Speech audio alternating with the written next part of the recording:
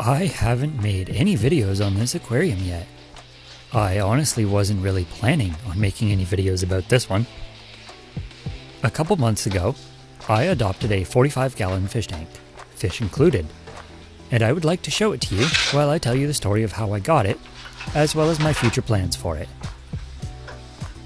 Before I get into that, however, I'm going to mention that this whole video was recorded on my decade-old Fujifilm S8200 that I just made a video about as well. If you are also interested in camera gear or old digital cameras, go check out that video. I'm making this video to show off the video quality of that Fuji camera. Video was all recorded using the 1080p 60fps setting. Overall, I was fairly happy with the video quality, but you will see a little later that no matter what I did with settings, the white balance just wouldn't play nice while recording video, especially in lower light, even when color matched to the bulbs lighting the aquarium. Okay, enough geeky camera stuff. Back to the fishes. This is my largest aquarium yet, not including the 70-gallon I've set up and currently take care of for my mum and her goldfish, but that doesn't count. This one is a little more than 45 gallons, or about 220 liters, measuring approximately 39 inches wide by 15 inches deep and 19 inches tall. I picked this up in November of 2023, and just about everything you see here was included, even the stand. There was a local Facebook ad of someone that was no longer interested in keeping fish, and wanted to rehome what they had left after about 16 years in the hobby. They were giving everything for free, with a few catches. The canister filter had broken, needing a few parts replaced, and the bulbs in the canopy were also burnt out. Even though there was a list of fish in the ad, it turned out they had given the wrong names for the fish included anyway. I'll go into detail about the fish in a minute. The single photo didn't really show the fish either, showing a fairly empty tank with small gravel substrate and river rocks tossed across the bottom, along with a couple of Anubias bits that weren't the healthiest looking.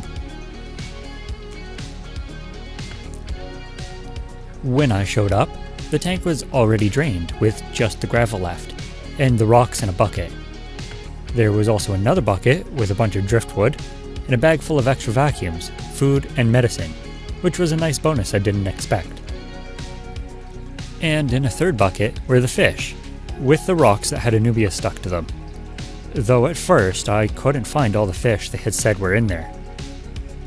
I found most were okay, but not all were going to make it home. The aquarium, stand, and all the extras were taken in one vehicle, while the fish came home with me separately in my car. Everything was set up in a very short amount of time. I wanted to get the fish out of the bucket as quickly as I could. I made sure they would be as comfortable as possible in their temporary setup during the time it would take me to fill the aquarium, then got to work. Since I had already known I would be picking up the tank, I prepared some extra plants from the overgrown tanks I already had earlier in the day. I tossed in the river rocks and made everything a little deeper in the back for more depth, then lined up the driftwood without much thought, but in a way that I still thought pleasing enough. The extra plants were added in the back.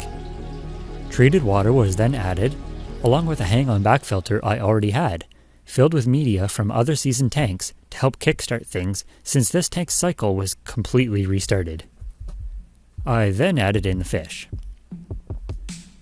In the ad, it listed rainbow tetras, a shark, blue gourami, 2 kuhli loach, and 1 clown loach. In the bucket, there were a couple of neon tetra, a rainbow shark, and the mentioned loaches. Unfortunately, when we picked up the fish, I had found the gourami under the rock. It was an opaline gourami, pretty much fully grown. The previous owners also told me how long they had the fish for, but I think they were a little mistaken about this too. Apparently they had some fish for 10 years, and others were added about 2 years ago when some of the older ones had died. There were apparently 2 clown loaches, but they had lost one. I was told both types of loaches were 10 years old, while the neons and rainbow shark were about 2 years old. I feel like the age of the clown loach was wrong though. Though I don't have previous experience with clown loaches, I do know how large they can grow, and this one seemed to be similar in size to other 2 to 3 year old clown loaches I had seen. For the following days, plenty of testing and partial water changes were done to make sure parameters were staying stable while everything went through the nitrogen cycle again. I swapped the hang-on back filter for a larger, more efficient one in the first week, and also replaced the light bulbs. I had been keeping an eye on the rainbow shark, as this is my first time keeping one, and I knew they could be fairly aggressive. To my surprise though, for the most part, she just kept to herself. Until I noticed something a little funny. The rainbow shark didn't care about any of the other fish, until the kuhli loaches would do wiggly spaghetti things. The shark was fine if the loaches just cruised around the bottom and around the wood, but she did not like wiggly spaghetti things, and would push the loaches around whenever they would swim sporadically or up and down.